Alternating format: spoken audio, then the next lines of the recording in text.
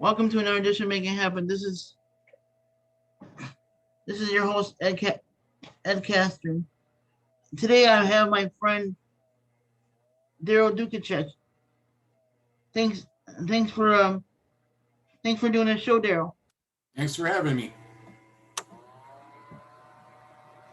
Um I can start by introducing you because we met even before Oshkosh Media. Because I helped. Well, I didn't formally meet you, but I met your daughter, um Amanda. I think it was back at North High School. I was helping out with a play. Maybe you can help refresh my memory. It was Mixed Nuts. She was the lead person had to. I think the lead person had to step away to go military, and so she got a lead role, and she was kind of nervous about it. It was her freshman year. I don't know if you remember that or not, but I do because No, I don't, because I don't think she had a really role until her senior year, but I could be wrong. I helped her out actually. I Okay, helped sure, her out with sure. reading the lines, getting her comfortable, getting her ready to go on stage. Oh wow. So No, I never knew that, bud. yep. Um, and then you worked at church. You worked with Ice Hogs, and you helped out on Cheryl's show and my show, and you're always doing something. So Well, like I said, especially with this pandemic going on, obviously we haven't been able to get into the studio, so I'm glad you continued doing your show. Um, but as far as my volunteer work at Oshkosh Media, all the parades have been canceled or were canceled last year. So I personally have not been in that building in way over a year. yeah, did you miss that? Yeah, I mean, I'm blessed in the fact that I talked to Scott, with my local producing shows that I do. I've talked to Andy a couple times, and I helped judge the best of the Midwest. So I talked to Jake. So, Okay. but as far as visual, nothing in over a year. So did we meet outside of Oshkosh Media, or did we meet at Oshkosh Media? You and I met at Oshkosh Media. Okay. I Yeah. don't remember. I think it was somehow you got involved with Ian Oshkosh, with Cheryl, um, and then just took care of it from there. And then you started your show. I helped you with that. So to answer your question, we met at Oshkosh Media. Okay. I thought we met prior to that because I helped out, like you said, I helped out your daughter, and I worked with her a lot prior to. So when I wheeled in there to help, when I wheeled in, I'm like, I know her, and I know her father too. Cause I must have seen you during the play or something, because I knew you. Oh, okay. Yeah, no, I mean, you have a better memory than I do. Remember, I'm old. So, I mean, hey, anything's possible. But that's a very good possibility because I think you enjoy doing that. And it's probably possible. I'd have to ask Amanda, Yeah. but we'll see how that goes. So how how was it growing up? How was your childhood? Childhood was good. I had both my parents, and I grew up very well. Um, we did pretty much anything we wanted. Back in those days, you could do anything you want. My dad had a great job. My mom didn't start working again until after all us boys were, um, of school age, like middle school and whatnot. So we had it very good in my What childhood. what did your dad and mom do? My dad worked at the Leach Company for over 30 years. Now it's Oshkosh Truck out on Harrison Street. But he did numerous different jobs there. So he had been there about 30 plus years. And Now my mom, was that a lumber company, or was that not a lumber company, or was that, because you know how Oshkosh did a lot of lumber back in the day? yeah, no, they built garbage trucks, the Okay. garbage trucks that you see and whatnot. So he did that kind of stuff, whether it was in machinery or he actually worked on a few different things. Worked as a welder a little bit, a few other odds and ends departments before they closed the plant many years ago. And then what did your mom do? My mom actually was a baker, or no, I'm sorry, a clerk at Schemberger's pastry shop over on Oregon Street. At that time, they only had the one. Now they had two, and well, they're It's since too bad that they. closed. But yeah, It's too bad that they closed down Schemberger's because that was a good. That was a real good. I like that. I got a lot of bakery from them. Yes. yeah, I did too. I at one time would work in I worked in Fond du Lac, and I would stop by mom to pick up some donuts and head down there and eat them on the road. So yeah, Now, she worked there a long time. now I know your mom passed away a couple of years ago, maybe 3 or 4 years ago. Can you tell me what kind of? And I know you were real close with your mom, and you might get a little teary eyed when I ask you this question, but I'm going to go for it. Go Um, for it. what kind of impact did your mom have on your life as a role model? And I know she was a very special lady to you. Yeah, she was. She had a very much of impact. She really raised us well. I'm not saying that my father didn't by any stretch of the imagination, but my dad would work.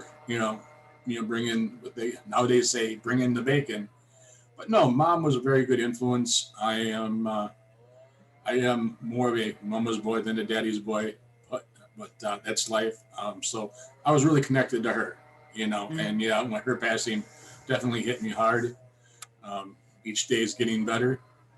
Still some 3, 4 years later. So she had a real impact in my life. Real impact in my life. What kind of lessons did she teach you? Try to behave, which I nowadays kind of not doing so good. So I could really use her spirit right now. Just family values. How to be a good person in life. And then when you become a family, be a good husband, good father, stuff like that. So she was she was amazing. We'll get into this a little bit later. But was she there for you through your illness too? Up until her illness, yeah, because I got my illness developed in 2001. So she was there throughout the whole thing, and then when she developed her illness, I believe it was 2001, I'm sorry, 2011, 2012, when she had dementia. Well, then I was there for her, like she had been there for me. So if you had to describe your mom, how would you describe your mom? Very caring person. She loved everybody, whether they loved her or not. Um, Kind person. Would definitely help you anytime she had a chance. And that's usually how all the good ones are until they develop an illness of some sort. What's one or two memories right off the top of your head right now? Because I like to put people on the spot that you can think of that really come to. Yeah, I'm remembering you very well now. This is like flashback to studio days.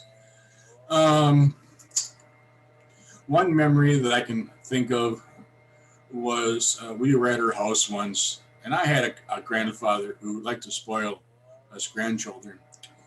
So, in short, we were having dinner, and my grandfather was there, and the dinner was in front of us. We took a bite or two, and then we said, "Hey, Grandpa, we want dessert." Well, Grandpa said, "Okay." Mom got furious, but we got our dessert, and then we went back to eat our dinner. Is it true that the grandparents kind of want to sugar the kids up so they, I or the grandparents want to spoil their yeah? No, I come from a long legacy of good grandpas, both my grandpa, my father, and now myself. So now I can get even with my children, and then send them home.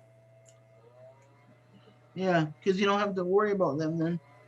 No, and they're very good. I said we have four grandchildren. One passed away, as you know. So, Yeah. um, but Um, and go on the ahead. flip side, how did how did your mom's illness have an impact on you? Because because you helped take care of her, you were there for her. How Yeah, yeah. I actually served as her guardian after my dad decided to move away from Oshkosh and move up north with one of my brothers. So I took care of her, frequently, whatever her needs were. I did that, stuff like that up until her, very end. So, whether it was, paying her bills or whatever it might be, I had done that until her passing.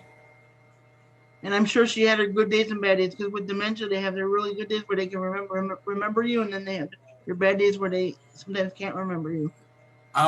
Yeah, that's the whole nature of, sadly, dementia. She remembered me right till the very end, because I spent a lot of time. I'd go see her regularly, stuff like that.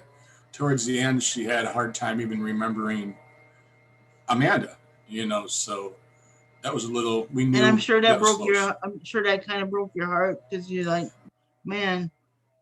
Yeah, I mean, it really affected, Amanda too, and my other daughter, Jennifer. Yeah, yeah. But, they were her, should I say, precious ones, for lack of a better phrase.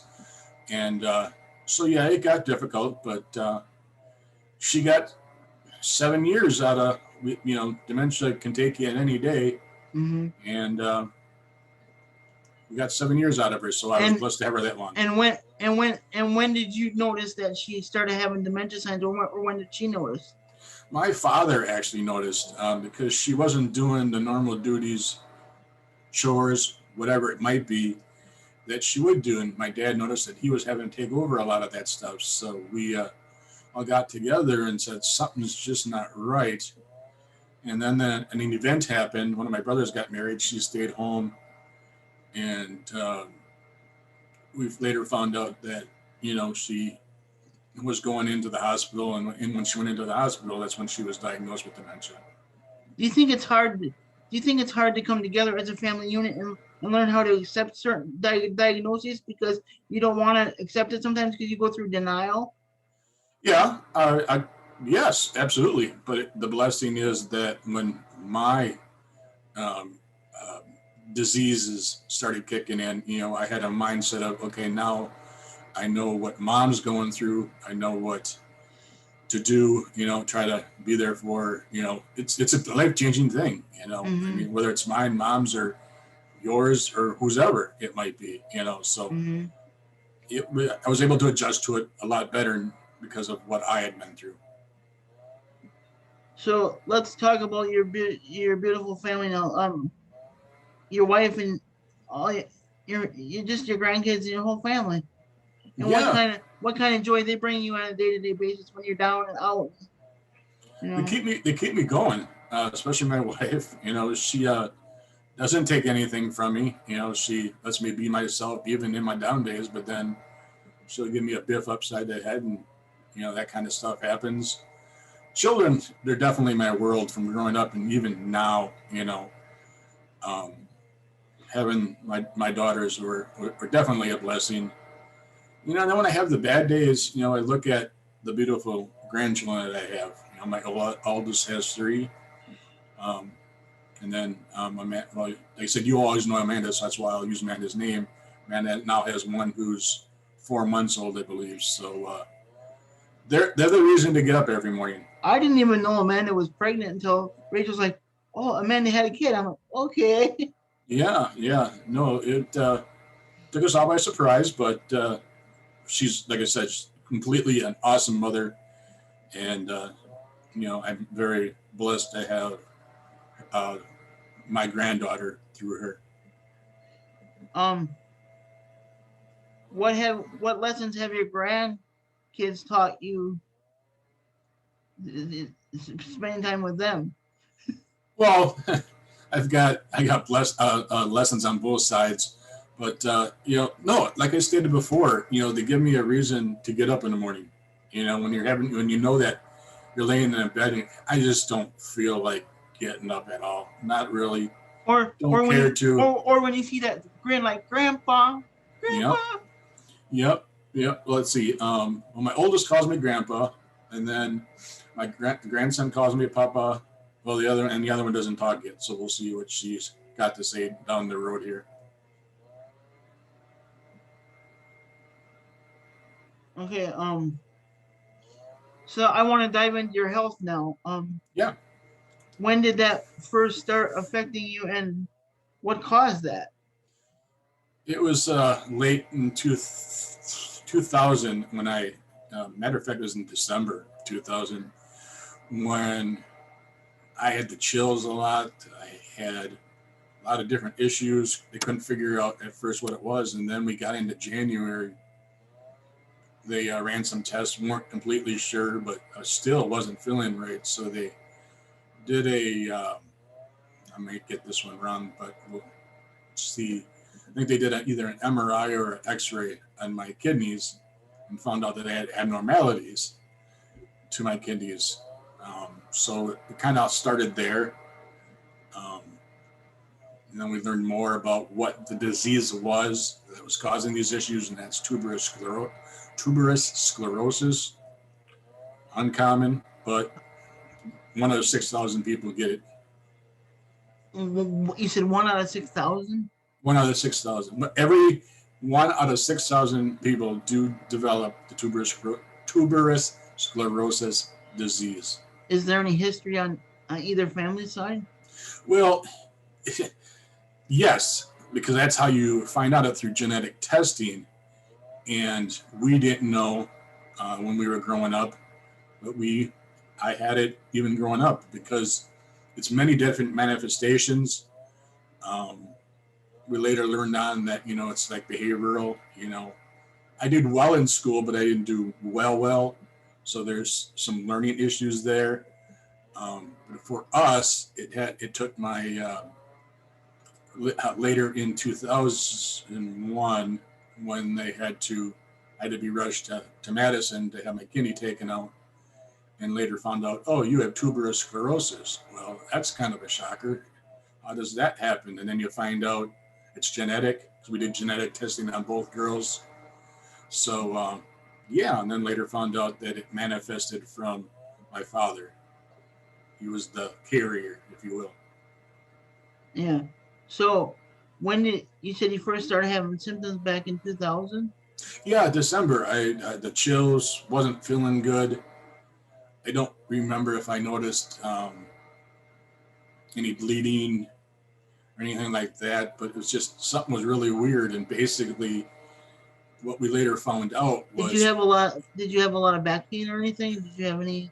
I had some back pain. Didn't think much of it because at that time I was working at in the manufacturing business. So I just figured it was maybe something I had lifted, at work or whatever it was. But then you later find out that I basically in short term popped an AML, which is angiomyolipoma. They're non-cancerous tumors on the kidney.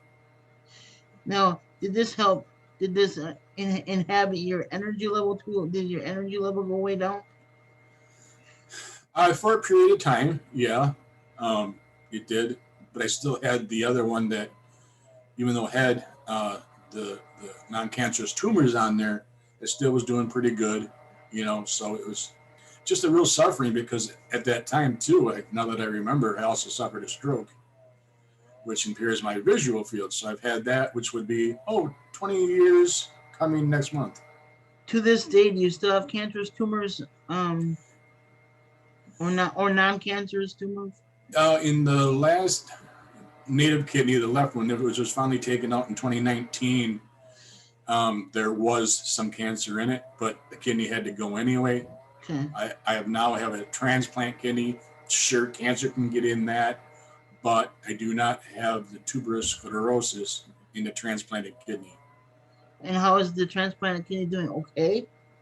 It's amazingly yes, because in 2019, when I had the kidney removed, they also worked on my liver because I have those same um, things on my liver, and during surgery they nicked part of my small intestine, and we didn't know that because when I got home, felt good, and then all of a sudden I didn't feel so good, so I had to go back later and found out that they nicked my small intestines, so I was in a hospital for a week with tubes coming everywhere. So So someday, are you going to need a liver transplant? anything's possible. Obviously, I'm being followed for it. Um, so as long as those little tumors don't bleed on me there. It's just a matter of manifestation and protection. With the liver, it regenerates. So, No, um, I heard that everybody has cancer in their body, but it just happens if it's triggered or not, right? Like yeah, everybody has cancer cells in their body. yeah, it's just a matter of whether it wants to show its head or not. I have tumors in the brain, but I call it dormant. So from the same Yeah. genetic disorder, but there's no brain manifestations or anything causing me where I have to have any surgery on my brain. So, how far back in your history? Because you said 1 in 6,000 people get this, but like I said before, maybe repeating myself, but how far back in your history did you do any research on it? No, not until I was diagnosed. I never knew Okay. what the disease was, and once you find out you got it, you really want to find out because here I am with two young daughters, and want to make sure if they got it, then where to go. And Yeah. we joined Children's Hospital in Milwaukee and saw geneticist, and Yeah. they're doing well. So at least we got on top of that one. And how did you deal with the day-to-day struggles of the fatigue and like the whatever else went along with your kidney disease? Uh, Tried to keep busy. It's the same like today. Depression really can set in if you're not busy. Stay busy. It was a little bit easier back then because again the girls were still somewhat small, so I could play the role reversal where my wife became the breadwinner, was working, and I could take care of the children and help them. But once they grew up and it was just me with no job, just my volunteer work, you have those days.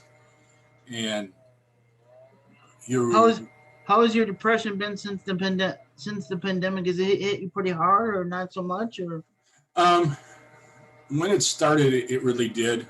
We were in a different location, and obviously Darcy was home because of illness, so I mean she was there. But when you have yeah, those days when you're by yourself, it's kind of like you think, why, why, why did this happen? Why is it happening to me? You had a smooth sailing of life, and now you're in a place where you're at a certain age and you feel like, well, you're absolutely useless. And of course, I was not, but that's the mindset you get when you're the male dominant and your wife's there to support you, and now it's all role reversal. now So this is a real tough question to answer, but you may not want to answer. But did you ever feel like ending it all? Did you ever feel like just giving up and say, "I'm gonna just"? Did you ever have a day where you feel like, "Well, I'm just gonna"? I think it wouldn't be normal if a person didn't, and sure I did. You know, um, it's easier when you know something's happening as opposed to when it's not. And I'm of the kind, like I said, where I like to be male dominant, and well, that all changed, and that's no disrespect to my wife. Yeah. It's just that's what the man does, and now I'm the other way around, and having to take whatever is going on and try to beat it, without doing anything dumb, stupid, whatever. So to answer your question, yeah, I think it's natural that that would happen to anybody, and it did to me as well. I mean, I have a friend that lives in this building that's been on dialysis for 32 years, walks 5 miles a day. If he didn't walk, there's no way I think he'd still be alive because I think the physical activity is keeping him alive. Yeah, I hear that about dialysis. Unfortunately, in November, when I developed the COVID and my wife developed COVID, a friend of ours did too, but he had some underlying conditions, and he really didn't walk much. And yeah, I'm supposed to drink a lot of water, which I do, and I'm supposed to get out and walk more. Well, now that the weather's getting better, I'll do that. But yeah, I've heard some people do well on dialysis. I When I had the illness in 2019, I had two dialysis. I absolutely hated it. So I said to my friends, I don't know how you guys can do this week in, week out, when I absolutely hated it. Just the two times I I was in sympathize the with you. hospital. I sympathize with you because my father now has only 15% left in his kidneys, and he does the peritoneal dialysis at home. Okay. And I'm like, how can you deal with that? Hooked me hooked up with all those equipment, hearing that. How can you deal with that? He deals with it best he can. Yeah, I think overall you have to, and that's, I preach it, and yes, sometimes I don't live it, and I get nailed for it by all my friends, including my host here, and Yeah. whatnots. But that's why I'm a firm believer that if you can't depend on your friends, whether you're having a good day or not, Yeah. you don't need them. And I'm really trying to go in that direction now. I mean, you see me on Facebook, so yeah, it's Yeah. just if I can't, I really believe if you can't depend on your friends and you don't need them, move on. Now, now I know that your wife had some health problems too, but how did that impact you? Because I'm sure that you guys were both ill at the same time. So how much of a struggle was that? Well, part of it was uh, easy because we were in the pandemic, so she didn't have to work so hard. But she had a knee replacement in July of last year, Yeah. so she didn't have to do a lot, but she needed that knee replacement, so she got that done. It was just role reversal, All those years she was taking care of me, and I took care of her, So and now Daryl played Mr. Mom, right?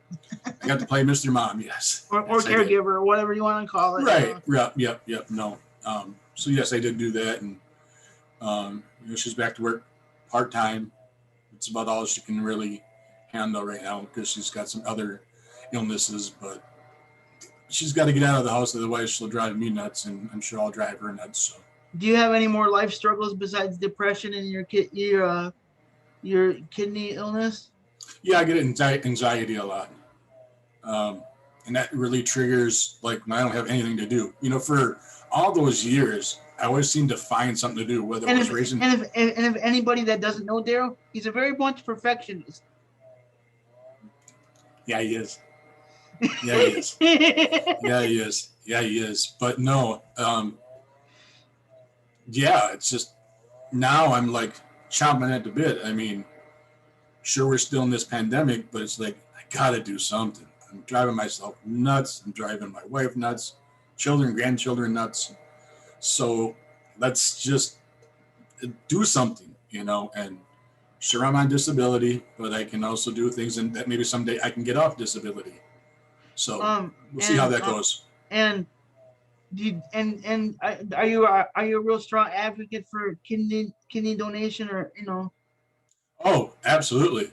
I would encourage anyone who's watching your show to, if you know a friend or even with just your driver's license or ID, please put that donor sticker on your driver's license or ID, because there are a lot of people in need of organs. The list is just, I think people are afraid, but they don't need to be afraid.